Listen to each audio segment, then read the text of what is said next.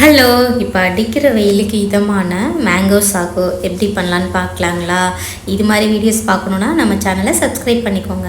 இப்போ வாங்க எப்படி செய்யலான்னு பார்க்கலாம். நான் 1/2 கப் ஜவ்வரிசி வேக வச்சுருக்கேன். இன்னொரு அடுப்பில் தேங்காய் தண்ணி எடுத்திருக்கேன். அது கூட கொஞ்சம் தண்ணி சேர்த்துட்டு அது கூட 2 ஸ்பூன் அகரகர் சேர்த்துருக்கேன். அதை நல்லா மிக்ஸ் பண்ணி விட்டுட்டு இப்போ 1/2 கப் சுகர் சேர்த்துக்கலாம்.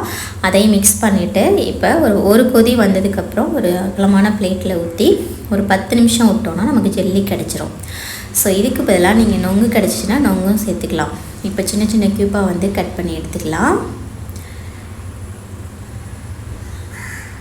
சூப்பராக ரெடி ஆகிடுச்சு. ஸோ இதை எடுத்து உரமாக வச்சுட்டு இப்போ ஒரு மிக்ஸி ஜாரில் கொஞ்சம் மேங்கோ சேர்த்துட்டு அது கூட நம்ம எடுத்து வச்சுருக்க தேங்காய் பால் ஊற்றி கொஞ்சம் சுகர் ஆட் பண்ணி நம்ம அரைச்சிட்டு வந்துடலாம். ஸோ இப்போ அரைச்ச விழுது நம்ம எடுத்து வச்சுருக்க தேங்காய் பால், அதுக்கப்புறம் கொஞ்சம் மேங்கோ கட் பண்ணி வச்சுருக்கேன் அதையும் சேர்த்துக்கலாம். ரெடி பண்ணி வச்சுருக்க ஜெல்லியும் போட்டுக்கலாம். இப்போது 2 ஸ்பூன் சியா சீடு ஊற வச்சுருக்கேன் அதையும் சேர்த்துக்கலாம். இப்போ நம்ம வேக வச்சுருக்க ஜவ்வரிசி இதை கூட சேர்த்துட்டு